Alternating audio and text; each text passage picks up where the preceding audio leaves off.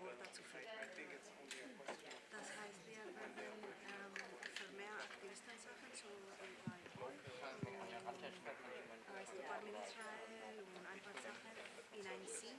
All right, everyone. Thank you so much for coming. We're just going to get started. There's a bit of a line outside still, but we don't want to mess up the timetable. So, yeah, let's get started. So I'll be chairing the meeting today, and I'm here to introduce Phil, who's sitting next to me. Phil is a socialist from Bradford, North England. He founded the Berlin Link Internationals, which is now known as the Left Berlin. He is also part of Socialismus von Unten and the Gaza Comité. Alongside his political activities, Phil's the curator of the Cinephil Berliner film blog. I will now hand it over to Phil, and we will have questions at the end. Thank you. Okay. Thank you, Yitzka. So the title of this meeting is it possible to build a mass movement for Palestine in Germany? Now, I pitched the idea of this meeting 6 months ago when we started planning Unframe. And things were a little bit different then. There were demonstrations of Palestine in Berlin maybe 3 times a week. They were almost exclusively Palestinians and non-Germans. And there was a serious discussion within the movement. Shall we just give up on the Germans? Shall we just mobilize our own forces and let's just accept? There was a whole discussion around German guilt that I don't want to go into because I talked about Unframe last year, but the whole idea that you're not going to win Germans, white Germans, on the side of the Palestinians, so you might as well not bother. Then in June this year, 60,000 people demonstrated in Berlin, a lot of them white Germans. Then on the 27th of September, so just over a month ago, 100,000, some say 150,000 people demonstrated. And then on the 11th of October, so a couple of weeks ago, 20,000 people demonstrated, although the ceasefire had already been declared. So, in a sense, the answer to the question, is it possible to build a mass movement for Palestine in Germany, is yes, we already have done. Which would be a bit too short for this meeting, so I want to talk about three other things. One thing I want to talk about is, do we want to build a mass movement in Germany? And I'll explain a bit about that, what I mean about that later. The second is, how do we get from where we were 6 months ago to where we are today? And then some thoughts about where we go next. So to start with, do we want a mass movement? This came from, I'm not sure how much people remember the run-up to the mass demonstration on the 27th of September. There was opposition from within the movement. There were 2 counter-demonstrations. One demonstration in Dusseldorf, where 15,000 people appeared, and another demonstration in another part of Berlin at the same time. The posters for the other demonstration in Berlin used exactly the same colour posters, very similar layout. I don't think that was a contract. And so there was a serious discussion in the movements, not that we didn't need the demonstration, the demonstration on the 27th, but it was a problem. It brought the movement backwards. There were 3 main arguments against this. The one was it was an attempt to normalise the Palestinian protest. The second was it was organised by NGOs and Die Linke, and NGOs and Die Linke have played a regressive role in the Palestine movement up until then, and yeah, and that it was hypocritical of them now to come forward and say we want to do something for Palestine when they've done so little in the past. Remember, the people making these arguments, it's not hardline sectarians. It was people who've put a lot of energy into building the movement until they're quite a few of my friends, and we had hard discussions at the time. There were serious points that were made. I think, firstly, to the point of normalisation, I can't remember who said, someone said at the time, look, if normalising Palestine protests in Germany means that we get the number of people demonstrating that they get in London and in New York, and in Genoa, then we want to normalise the Palestinian problem. We want to make it very, very normal to go and demonstrate for Palestine. So something else was actually meant in the phrase. It was meant that getting a lot of people meant a weakening of the politics, that the demonstration didn't explicitly call for a single-state solution. It didn't call for the full liberation of Palestine. There was also a false rumour which was put around that the demonstration was for a two-state solution, which it wasn't, although some of the people calling individually were. And just to remind us, here is a list of all the demands of that demonstration where 100,000, 150,000 people attended.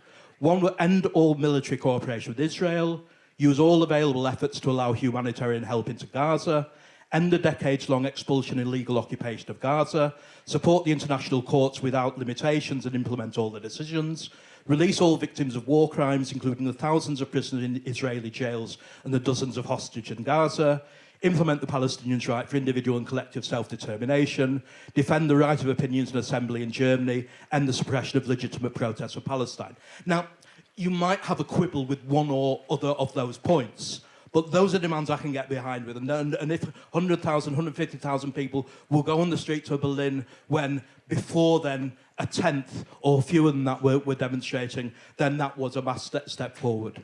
I think part of this was involved in the discussion, do we want mass demonstrations or do we want radical actions? Now, I don't think that's an either-or thing. I think that the mass demonstrations and radical actions help each other. We see this most obviously in the case of Palestine Action in the UK, which had many effective actions sabotaging weapons plants. Palestine Action was then declared illegal by the Labour government, which put it on the same level as ISIS, as being a terrorist organisation. And that provoked thousands of people going to demonstrations with self-made placards saying, I support Palestine Action. Many of them pensioners, certainly a lot of them who didn't agree with all the strategy of Palestine Action, certainly didn't believe in everything that maybe that some of us believe, but did see the need of unity in the Palestine movement. And so we found the Palestine Action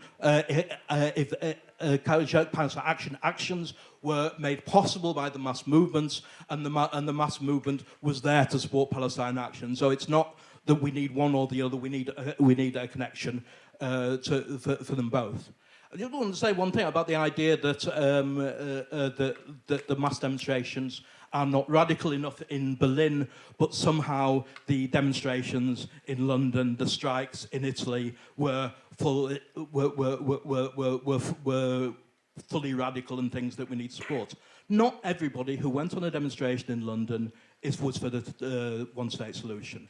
Not everybody who went on strike in Italy believed in the full liberation of Palestine. They believed in pushing a Palestine movement possible. And this is the thing about a mass movement. A mass movement contains people who have different strategies, who have different opinions on what the problem is, but have a unity in action and have a unity of the same basic need, which is to liberate Palestine. And for those of us who have a more radical position, it is a lot easier to win our arguments when we're demonstrating alongside people in a large demonstration than if we're sat at home denouncing them for not agreeing with our full programme for the full day. And so this is why I think, as somebody who maybe has more radical ideas than a lot of the people demonstrated on 27th of September, for them, going on that demonstration was the start of a path towards them radicalising their own ideas, and that is a step in the very much a step in the right direction. Okay. Time? Oh, I'm ahead of schedule, I think. Oh no, no, I'm not quite. I'm on schedule. Okay.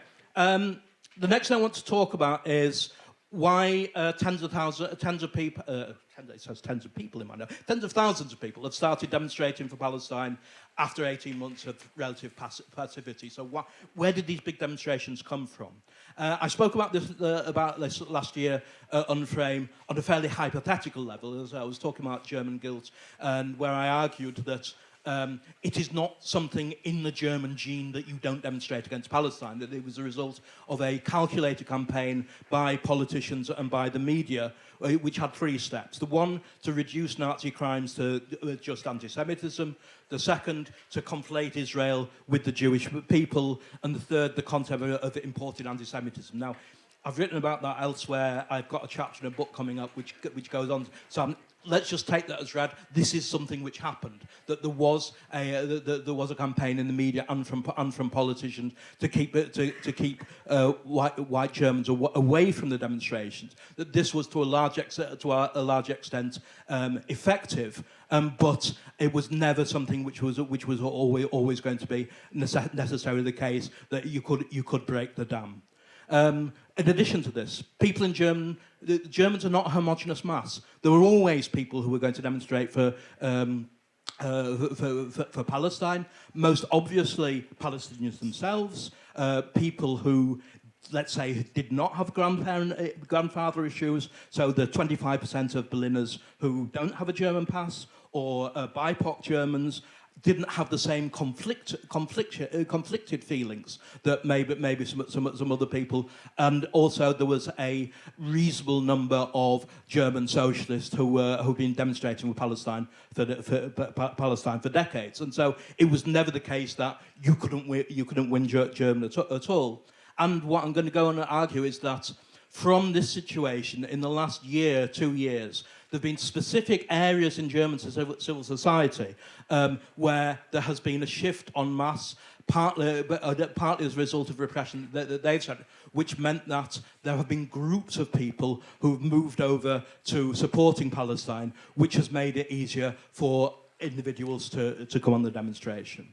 Now it should be 10 minutes. The first group I want to talk about is the climate movement, which is, again, very conflicted. The climate movement, in both senses of the word, is a young movement. It's fairly new, but it's also, there are a lot of teenagers. Now, a lot of the problems we've had arguing about Palestine within the German left is people who have not been teenage for quite a long time, and people who've submitted to a whole set of ideas which really don't fit reality. You've got people who probably at climate activity is their first way in which they come in touch with politics, and suddenly they watch the television and they see homes being bombed in Gaza. They see journalists being attacked. They see health workers being attacked. They see Greta Thunberg as an icon of the movement speaking out for Palestine. And so it meant that whereas a lot of the old left had very fixed ideas about Palestine, the climate movement was open to change. Now, in May 2022, Fridays for Future, the international Fridays for Future group, condemned police ban of the Nakba commemoration in Berlin.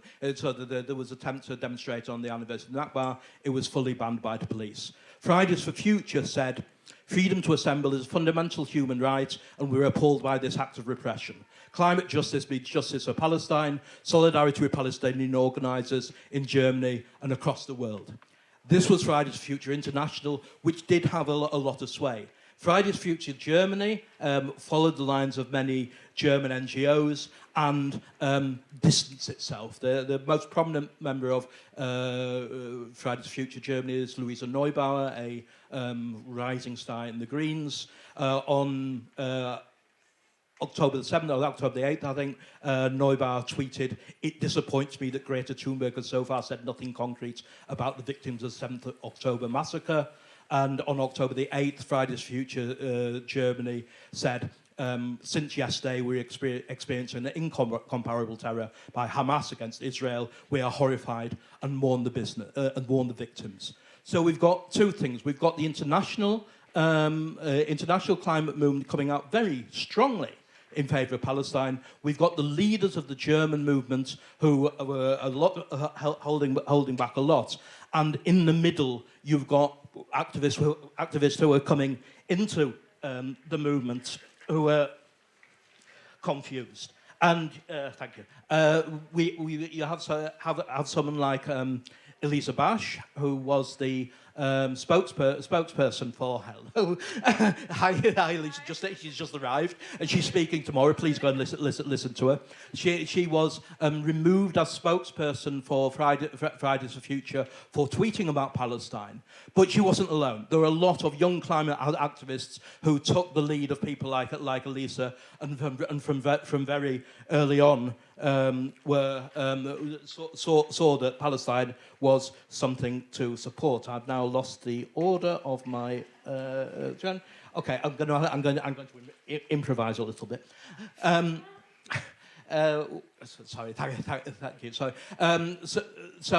Okay. So what's happening is that from quite early on, through people like Eliza, there was a section of the climate movement which was for Palestine, which was arguing for Palestine, and this led to the situation where. I've lost the quote, but believe me, a couple of months ago, Louisa Neubauer signed a declaration calling for an end of German weapon deliveries to Israel, and she was one of the organisers of the 27th of September demonstration. And so you can see a movement on the basis of the climate movement pushed leadership who, to be honest, completely opportunistically tried to rush to head the movements. And this was the where am I now? Where am I now? I think you've just stolen my. No, we've done that one. So excuse me. That. Yeah, I have a second version of this. Yeah. No, we've done that one. Okay, right. Okay, there's one page missing, but I can do that off the top of my head. The second area was the universities. Now, the universities, it was not necessarily, we got it, yeah. So, May 2025, Louis Neubauer called for an end of weapon delivery to Israel. Right, the universities have been traditionally the home of the anti-ideology. It's been traditionally the home of the most pro-Israel section of German society. But students in Germany were inspired by the campus protests in the USA, and also were facing repression of their own. This happened very, very early. Udi Ratz, people know Udi Ratz from the Jüdische Stimme, was a tour guide in the Jewish Museum and was fired for talking about apartheid, apartheid in the tours. I interviewed Udi at the time, who said the following. 2 weeks in a row, we had meetings with dozens of students from different universities in Berlin and Potsdam. We are receiving so much feedback from students, but also from workers and professors about people who were afraid to speak up. And as soon as you move from the perception that Jewish lives matter to the idea that Palestinian lives matter too. This was in November 2023, so very, very shortly after October, you found a movement amongst students supporting people like Udi. Then 4 months later, so in March 2024, the Berlin government passed a Higher Education Act, which allowed them to exmatriculate students who took part of in Palestine protests. And this again led to a radicalisation amongst students. So again, I've talked to some journalists, and one student said, I think it's quite reasonable to deduce that the rise in Palestine solidarity at universities over the past 6 months is the largest influence for the change happening now. It's got to the stage now, I'd say, that I was in the FU, the Free University, last week, a couple of weeks ago. And the universities where a few years ago, would be the place where the most Israel support is. You can now pick up this bag for free. Free Palestine, free the university. The students united will never be defeated. This is the feeling in university at the moment. This is a massive shift in the last 2 years. The two other groups I want to talk about. One is the NGOs, very, very quickly. I remember with quite a few years ago being on demonstration outside Amnesty. Every time Amnesty International released a report on Palestine, Amnesty Germany released a press statement saying, this does not apply to us, we're sorry. Now, but even groups like Amnesty moved to a pro-Palestinian position. In 2024, when the international group released a report using the word genocide, this was repeated by the German group, and now I had a quick look on the Amnesty Germany website before this. You can find pages and pages documenting the genocide and using the word genocide. In August 2024, a number of NGOs launched a petition against delivery of weapons to Israel. This has made it very easy, or a lot easier for groups like the Gaza Committee to talk to people, to not just the established activists, but to people you meet on the street and say, the NGOs are against sending weapons to Israel. Oh, by the polls since 2023, 80% or more of Germans were against sending weapons to Israel, and this was a way of normalising resistance in a way in which it made it possible to build the movements. The next group I want to talk about is politicians, which is much more difficult because there's a difference between what politicians do and what they say. But January 2024, 20 SPD MPs were calling for a ceasefire in Gaza. Last year, oh, it's gone in the wrong direction again. Okay, I'll bust this bit as well. It was basically just told there have been a number of statements from both the SPD and the Greens in support of Palestine. Two things I say, that a lot of this is opportunistically realising that their voters are much to the left of them on the issue, but also it's a way of pushing a sort of two-state solution which takes power away from Palestinians and hands them to groups like the Palestinian Authority. And so you've got to be wary of these statements, but at the same time recognise that these statements are being made at all because politicians feel under pressure that they can't just blindly support Israel in the way in which they traditionally have in Germany. Not running out of time, but getting close. So I'll move on to Die Linke, which is very interesting, the German left party. October the 7th, there was a demonstration for Israel in Germany, supported by all the bourgeois parties, including Die Linke. There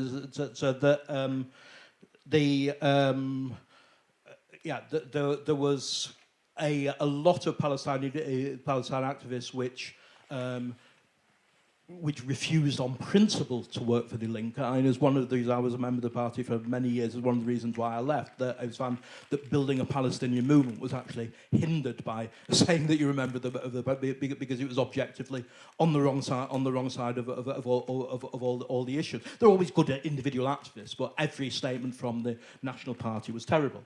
This has started to change a little bit. November 2024, the Linke Berlin rejected the IHRA definition of anti-Semitism. This is the thing which is being used to push through repression of Palestinians and the supporters.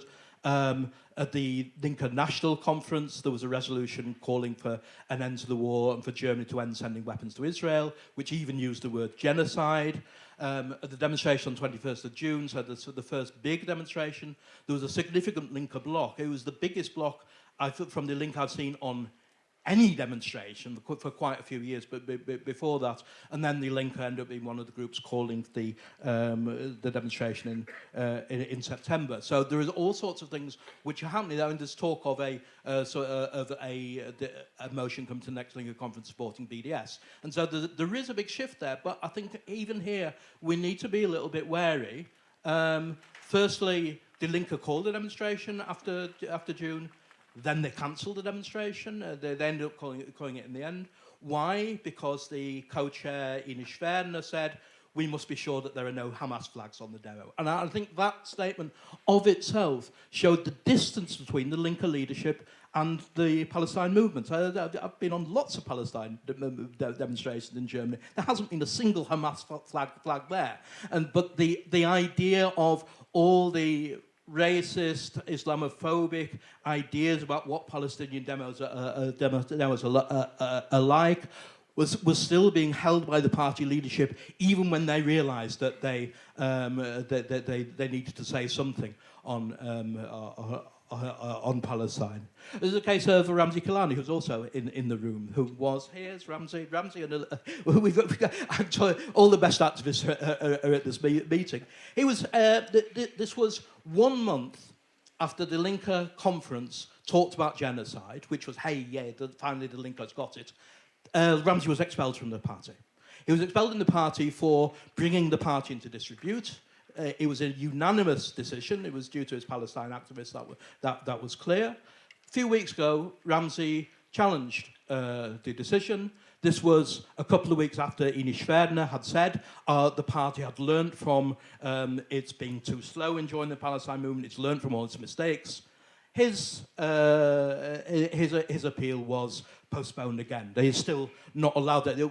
Whether or not he should be a member is a different matter, but he is still not allowed to be a member of a party which has said it has learnt its mistakes on Palestine.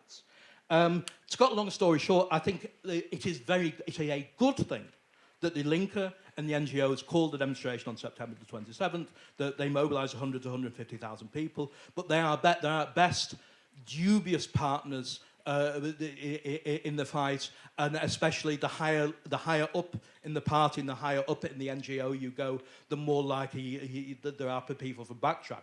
And the reason which they have moved the way in which they have moved is due to pressure from below, both inside and outside the party and the NGOs. Last section. What now? How am I now doing for time?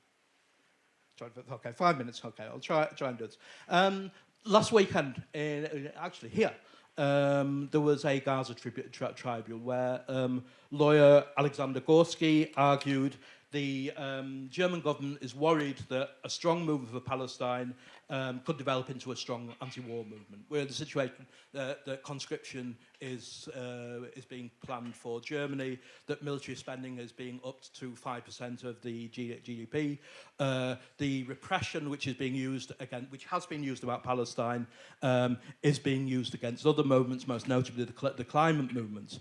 And what Alexander was arguing was that the real fear that the Merz government has is the German anti-war movement has been weak for a while. We're on the brink of a resurgence of that movement, and the Palestinian movement could be the basis of this. And the attempt to isolate the Palestinian movement, to keep Palestinian activists away from other activists, is really a strategy from Merz and able to stop other movements against him.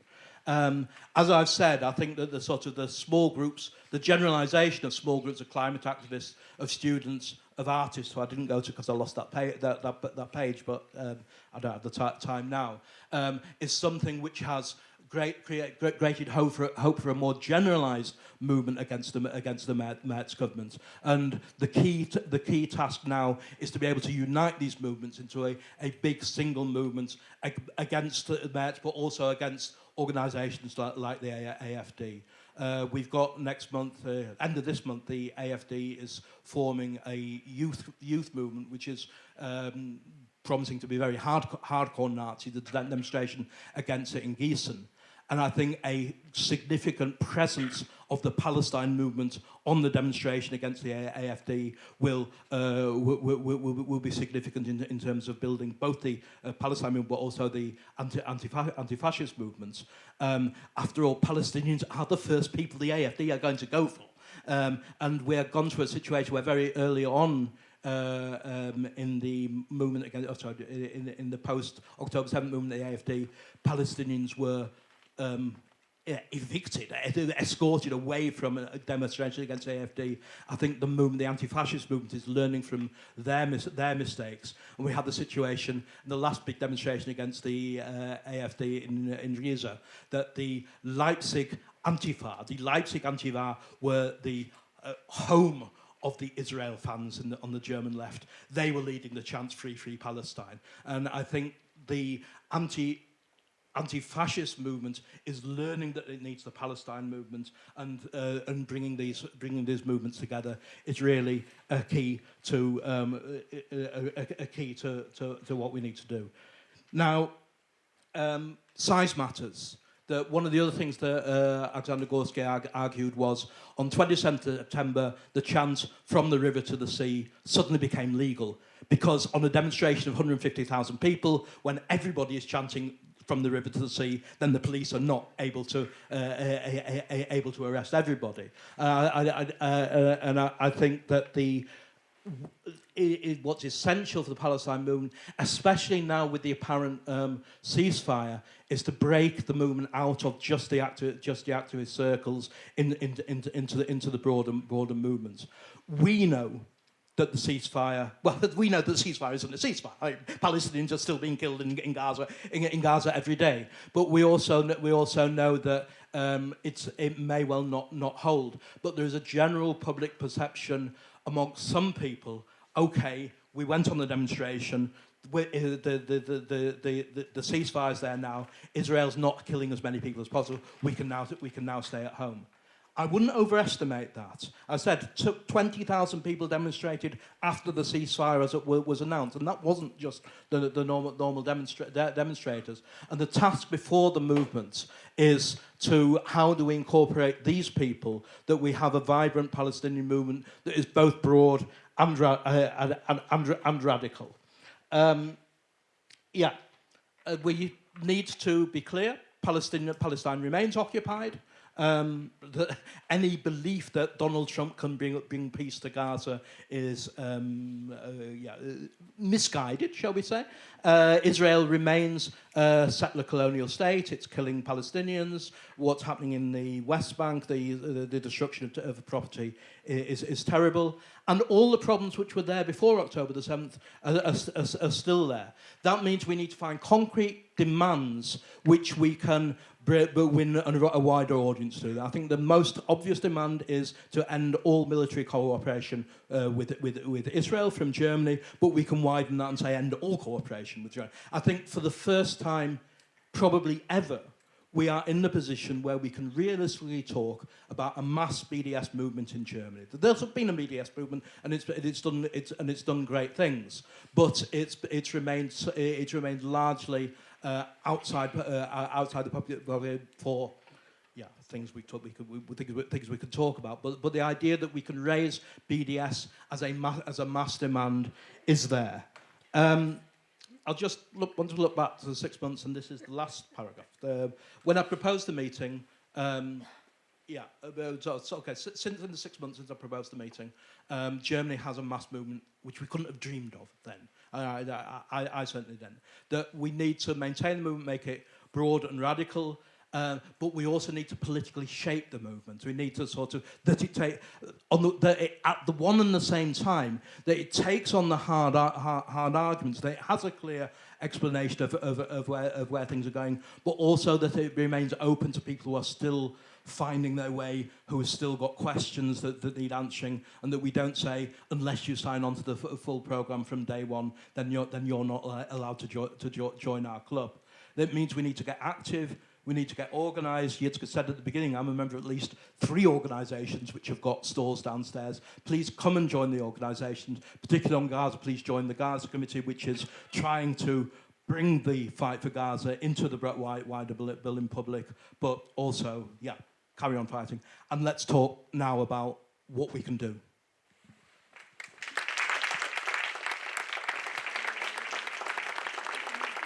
All right, thank you, Phil. We will now go to questions or comments. So if anyone has anything, I have the microphone. You can maybe come to the front if you want to say anything. Oh, well, Phil, I have the only microphone right now. Is there anyone? Yep. Do you mind coming to the front so I can pass you the mic from here? I will just stay here for the sake of the mic. Yeah, thank you very much for the talk. I was thinking about, as you were talking about the climate movement in Germany and also the Antifa, I was thinking about people, white German people that I know personally who are, I mean, this seems to be a trade. That first of all, they use climate activism as a kind of a justification for not being active for Palestine, because they see something is happening, but I can also see that they have been brainwashed at school. They have been brainwashed into thinking, because of the guilt that your grandparents are carrying, you always have to be pro-Israel, you shouldn't question its existence or its politics. So they see that something terrible is happening in the world, and this is a way of getting engaged into something political which is not directly related to the actual genocide that is taking place. And I find it problematic to talk to these people. I even try to start a reading group and invite them to read about the history of Zionism so that they can understand the difference between Zionism and Judaism. And their answer was they actively rejected this proposal. They said it overwhelms us. The topic overwhelms us. So I have given up on trying to talk to these people about what's happening in Palestine and about Israel and Zionism. So have you ever encountered such people? Because you just you finished your talk with, how are we going to bring more people into the discussion? So how do you bring these people into the discussion that who actively defend themselves from it? They actively want to distance themselves from it. They actively want to keep their eyes closed.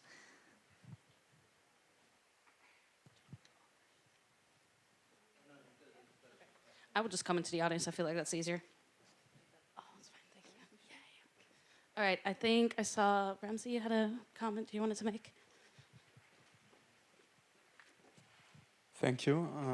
Ramsey from Sozialismus von unten. And I wanted also to connect to you directly. I mean, of course, we have witnessed a lot of people who didn't want to join Palestine Solidarity and so on, didn't even want to mention the topic or get involved. In some cases, I mean, it's not only the climate movement also, it's also, for example, the anti-fascist movement. If you remember how it started 2024, when this when this meeting of AfD Nazis together with other neo-Nazis for remigration, for ethnic cleansing in Germany became known, there were huge mass demonstrations. They were at the same time and simultaneously with the Palestine movement, and Palestine activists tried to take part, participate, and there were racist slurs, attacks, go back home, and so on, people even being physically attacked in multiple cities in Germany within this anti-fascist movement. So that's how it started. But should we give up? I think no. And the anti-fascist movement is a very, very good example. It took a while, it took a lot of patience, but we went into the movement again and again. We organized together in a united front. We made clear that Palestine flags have to be part of it, that you can wear the kufiya, that you have to mention it, and that if you want to be anti-fascist, you need to be anti-racist and consistently anti-racist. This also means that you have to be in solidarity with Palestine. And if we look at the AfD, they were saying in parliament, we are the most Israel-friendly party in Germany and in the German parliament. I think they are right, if you look at their history, actually. They were the first ones who wanted not only to make it harder to have BDS activism, but who actively wanted to criminalize BDS and persecute activists.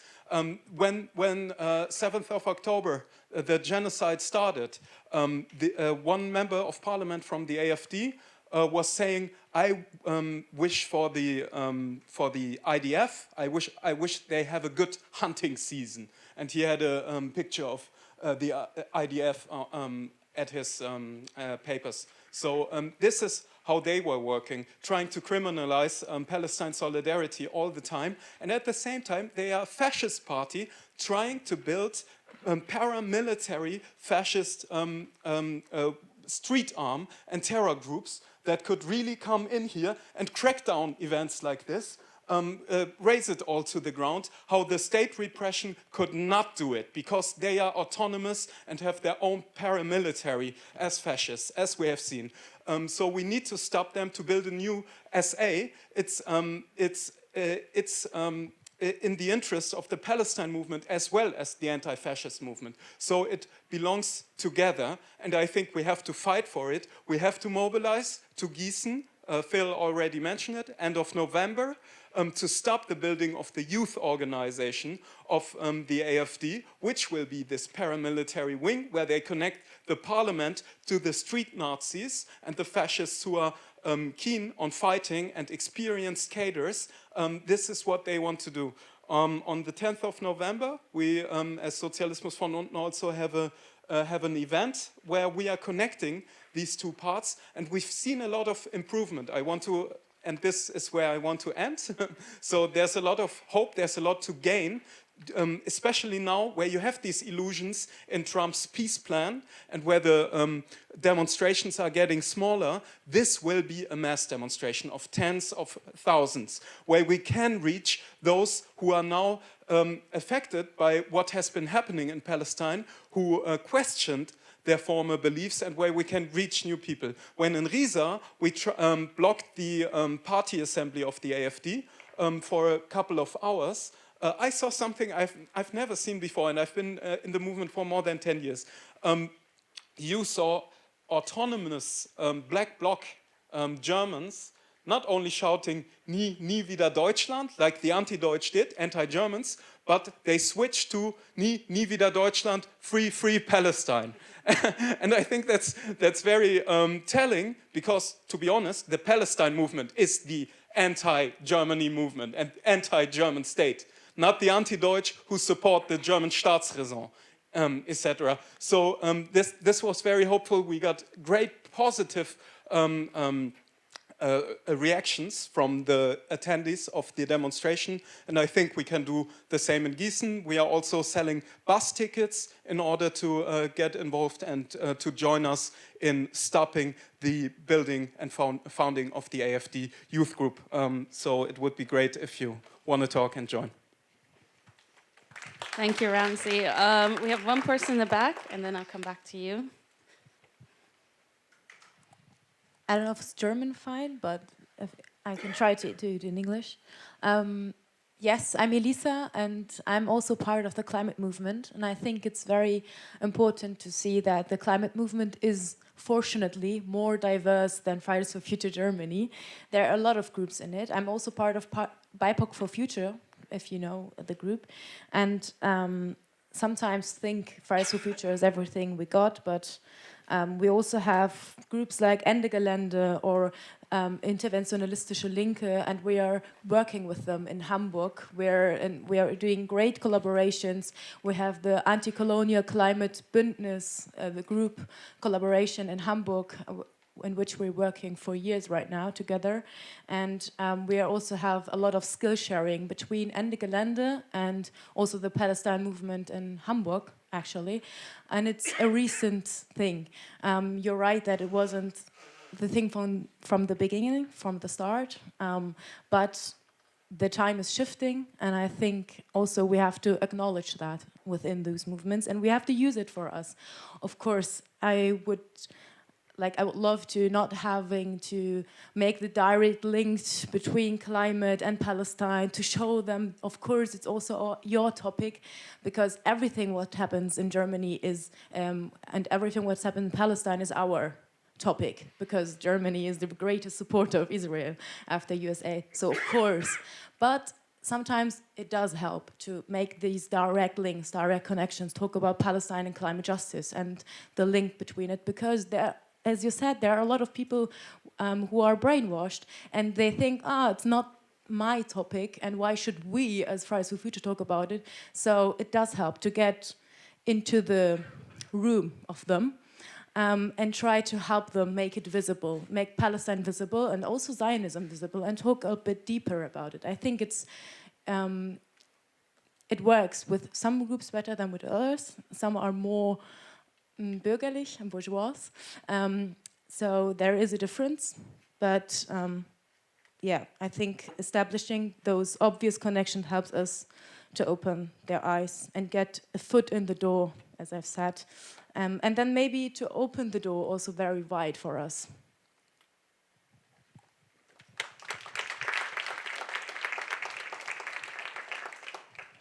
Hi, yeah, my name's Sophia. I've come from London, actually, to speak at this event. So firstly, a big thank you to Unframe for inviting me, and thanks to Phil for the introductory talk. I wanted to say a little bit about the Palestine movement in Britain, and I think the connectivity between it here in Germany, but also I think everywhere across the world, because I think sometimes people look at the size of the national demonstrations in London and think, how on earth has this sporadic or spontaneous movement come onto the streets of Britain?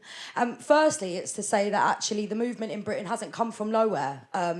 There's a very long tradition, and the reason why we managed to mobilise so many numbers on a monthly or bi-monthly basis is because of the tradition of the anti-war movement, groups like Stop the War, which was formed during the British invasion of Iraq during 2003, and also the anti-war movement willingness to work with Muslim groups across the country in order to try and bring them together. You know, there is a material basis as to why so many people come out onto the streets of Britain, which goes back to the anti-war tradition. But that being said, when it comes to the movement in Britain and the question of this meeting, can we build a mass movement in Germany? We also had a huge demonstration a couple of weeks ago on the 11th of October, where 500,000 people came out on the streets of London after the ceasefire. We thought, you know, the ceasefire may, of course, as Phil said, we know that this isn't really a ceasefire, but we thought it may affect some of the turnout of the demonstration. And I was amazed that actually still 2 years on, the movement is growing.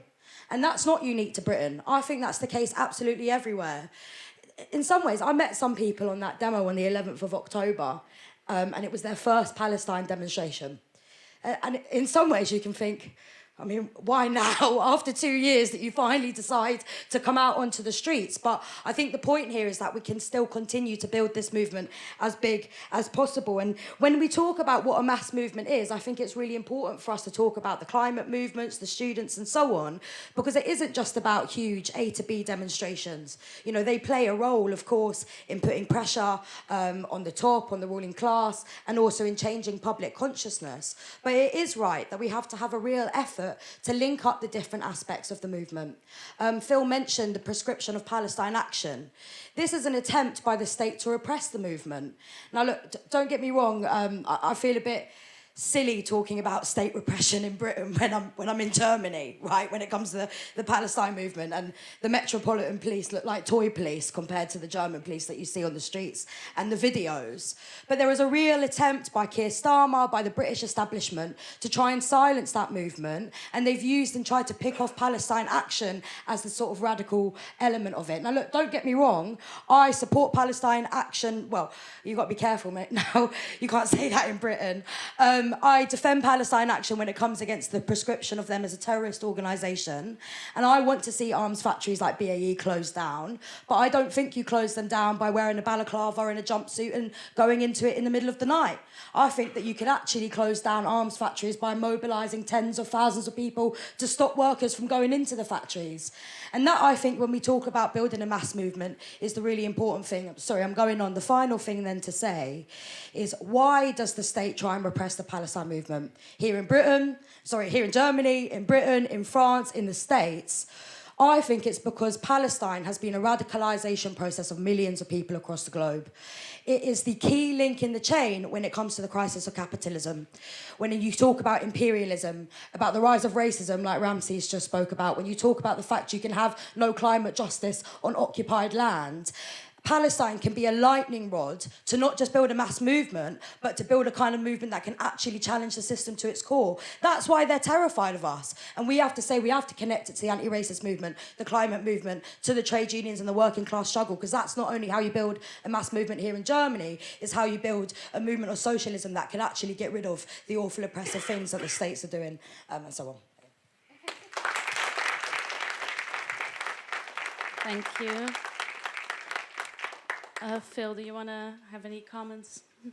Or is there anyone else in the audience? Yeah. Oh, there we go. I would like to pose a question to Phil and everyone in the room, and to bring this discussion back to the local, like in Berlin. You talked about how these mass movements and more activist, more radical actions, they kind of feed into each other, they help each other. I agree with that. Still, what bugs me is, how do you envision, or can you envision, these different organizations within Berlin, within Germany, see more eye to eye? Because earlier this month, October 7th, it was the date, there was a demo called by the Palestinians and allies.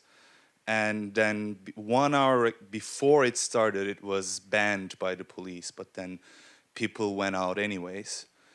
And then we were under police blockade in the middle of Alexanderplatz for 6 hours. And no one came. Like that is ridiculous to me. Like for 6 hours, everyone was on live, like everybody saw it. And like the fact that no one came there is ridiculous to me. Like I think this shows that these different cliques or standpoint, whatever you call them, they need to see more eye to eye and like have this solidarity increased. And I think this is very important at the moment.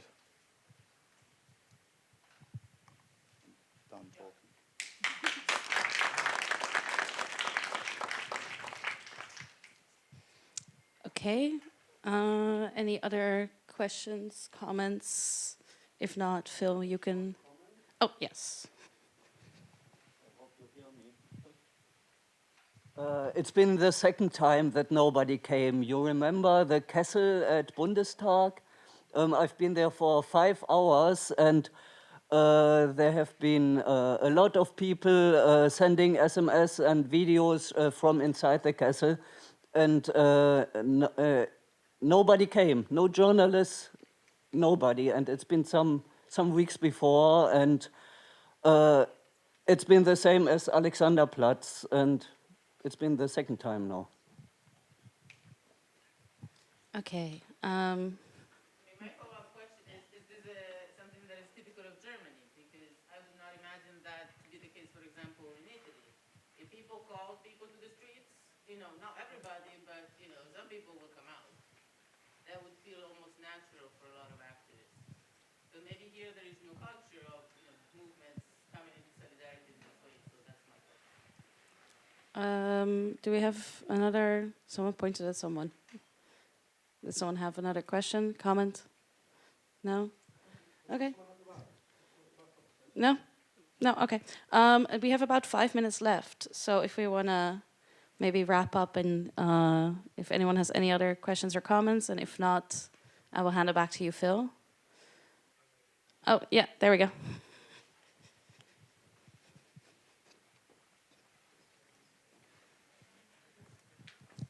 So my observation is, it seems to me like that, especially between countries, there is due to the media, there is very, very little communication. So, for example, I have the impression that most Germans don't know anything about the size of the demonstrations ongoing in Italy, which have reached millions of people weekly, on a weekly basis.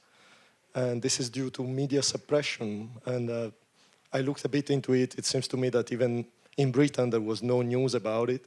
I checked in Germany, I only saw one little profile from Tagesschau reporting of 10,000 people, mostly with Hezbollah flags and shit like that. So how can we overcome this suppression of news from above? Okay, thank you. I think, Phil, I'll hand it back to you, and then we can do final comments from you.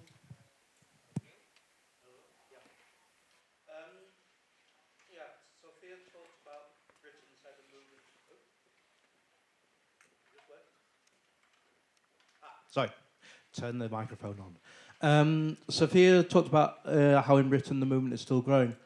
The movement is growing in Germany too, albeit from a different starting point. I remember 2014 working really, really hard and being really pleased that we mobilised 1,500 people. I remember, I think it was 4 years ago, working just as hard and we mobilised 15,000 people. And then September, we mobilised what people are saying 150,000. And so this is incrementally growing up, but we're starting from a different position. So things like building a culture of solidarity, I thought it was incredibly important that on the demonstration on 27th of September, as I said, there was another demonstration called, which was attacked by the police, which is generally the case. So the police attacked the smaller demos. And from the large demonstration, the call was made against the police repression of the other demonstration, and that people should support. That sort of practical solidarity is important. And I know that various organisations within the Palestine, basically the smaller a movement is, the more the number of organisations inside.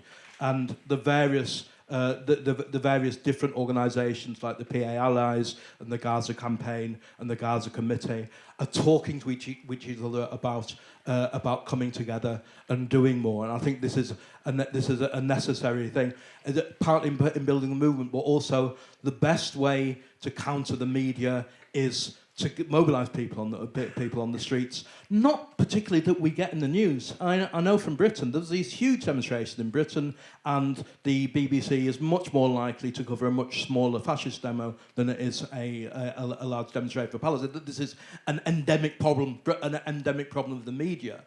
But the difference between a demonstration from Gaza, where it's just Palestinians and just people who are deep in the Palestine movement, and a demonstration where there's 100,000, 150,000 people, is that those 150,000 people, they go back to their workplaces, they go back to their schools, they go back to their universities, they go back to their families, and they say what happened, and they tell their friends, and we get news across that way. We get news across because we are anchored in our communities. And whatever the media, the Axel Springer press is not going to suddenly start printing things on our side. But we're able to tell people, and we're able to get enough people angry that we also put some sort of pressure on the media and on pressure on people like Louisa Neubauer. You say about the problem that there are some problems in the climate movements, but I wouldn't psychologically, yes. Some people, or quite a few people, join the climate movement because it's easier to be active in the climate movement than it is to be active for Palestine. But they also join because they're annoyed about what's happening to the climate. I mean, they're sincere in doing this, but the way in which they've traditionally learned things is that climate activity is a good thing, Palestine activity is a bad thing done by angry young Muslim men, and so it means that the individual interventions, where there's interventions on a higher level, people like Greta Thunberg, people like Elisa, who are known in the movement and saying things. I think the Greta Thunberg made a big change in the German climate movement possible because she couldn't be dismissed in the way that Palestinians are dismissed, and so there's a subjective thing for us. I would carry on. I mean, okay, no, there are some people you just don't need to talk to. There's some people that you're not going to change their mind. But I think most people, especially the people who are getting new into activism, it's worth talking about, and what you say and what you do makes a difference in terms of winning them over. Just the last thing on the anti-fascist movement. Anti-fascist movement, as Ramsey said, there's a big anti-fascist demonstration coming up. There have been big shifts in the anti-fascist movement, which means that a movement which was initially hostile towards Palestine, or the part of which was hostile to Palestine, is now there are migrant groups which are leading the anti-fascist movement now. And just think, if you want to be against the fascist governments in the world today, the first person you want to look at is Ben Gvir. That the real anti-fascists should be in the first place against the fascists in the Israeli government, the people who say they are proud fascists. And so I think there's the possibility for uniting this movement, but the degree in which this unity happens depends on what every single one of the person in this room does, whether you have that discussion or you don't have this discussion, whether you build that movement or you don't build the movements. I see a couple of people here who are veterans from 2014 and before. Most people here are not, and I think it's the people who are coming into the movement who are the ones who are going to increase the movement in the way that 10, 15 years ago was not possible. We are now in a situation in Germany where the openness to talk about Palestine, as a dam has been broken, and and we had reports of people demonstrating on the 27th of September and said, finally, I can demonstrate for Palestine, or finally the people feel allowed they demonstrate. We could criticise the fact that they weren't more, they didn't do more before, but we now have a new audience for Palestine. We have a window in which we can talk them, which can make them active, in which we can get generate positive. We should be using this window. All eyes on Gaza. Don't stop talking about Palestine. Okay, thank you. This is on. Yeah.